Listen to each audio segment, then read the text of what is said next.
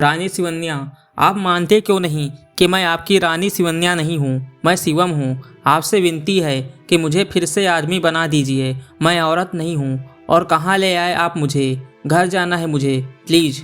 युवराज विक्रम, रानी शिवन्या, आप शायद पिछले जन्म के बारे में सब कुछ भूल चुके हैं, याद करने की कोशिश कीजिए। रानी शिवन्या, मैं पिछले जन्म में विश्वास नहीं करता, बकवास है यह सब।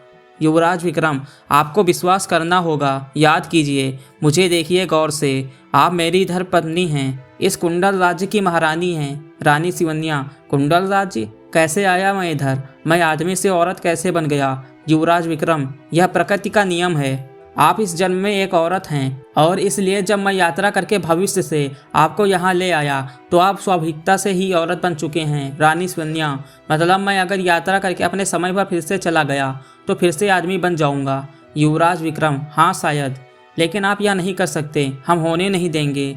रानी शिवन्या, क्या होने नहीं देंगे? मजाक करना बंद कीजिए अब, और बर्दाश्त नहीं हो रहा है मुझे। युवराज विक्रम, यह कोई मजाक नहीं है, यह आपके ही पिछले जन्म की भूल है, आपकी खुदकुशी की सजा में, और इस राज्य के सभी लोग भुगत रहे हैं। रानी शिवन्या, खुदकुशी?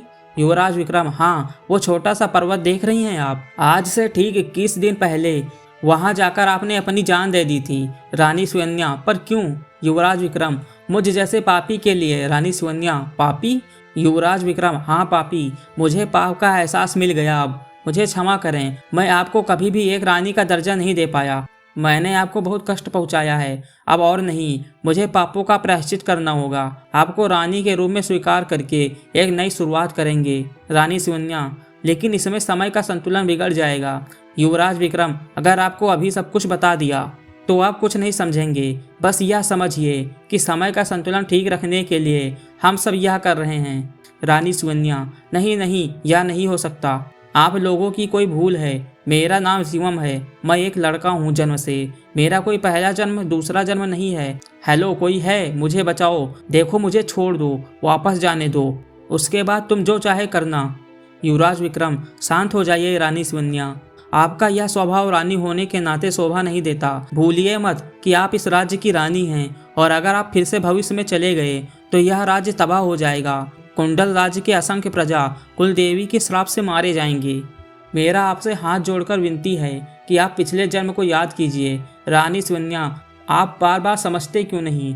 मुझे कुछ याद नहीं आ रहा है, मैं कैसे आपके राज्य की महारानी हो सकता हूँ? मुझे औरत से आदमी बनाइए, मैं आपके पैर पड़ता हूँ, मुझे आज़ाद करें इस औरत के शरीर से, नहीं तो मैं फिर से खुदकुशी कर लूँगा।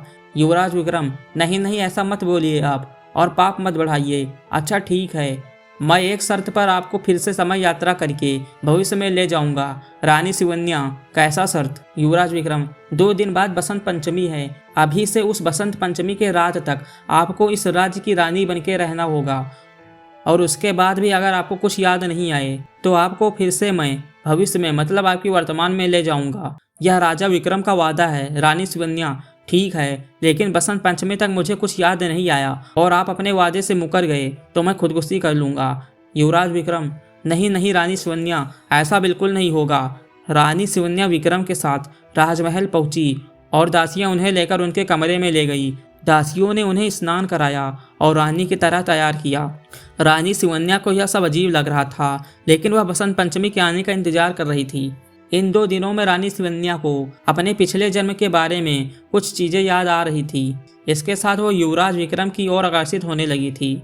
राजमहल में बसंत पंचमी के दिन रानी शिवन्या को युवराज विक्रम ने अद्भुत प्रेम कथा सुनाई। रानी शिवन्या को अपने पिछले जन्म की कुछ बातें याद आई, लेकिन अपनी भावनाओं का इजहार युवराज विक्रम से किया। युवराज विक्रम ने रानी शिवन्या को अपने पिछले जन्म की कहानी में साथी बना लिया। वे साथ में हंसी खुशियाँ और सपने बुनने लगे। युवराज विक्रम ने अपने वचन के मुताबिक रानी शिवन्या को राज सिंहासन पर बैठाया, और धीरे धीरे रानी शिवन्या को पिछले जन्म की बातें याद आने लगी और उनका प्यार एक नई शुरुआत की ओर बढ़ा, और राजमहल में बसंत पंचमी का यह दिन एक नई शुरुआत की नींव बन गया। दोस्तों, कैसी लगी ये कहानी कमेंट करके ज़रूर बताइए, और ऐसी ही मज़ेदार स्टोरी सुनने के लिए हमारे चैनल को सब्सक्राइब कर लीजिए। Thanks for watching.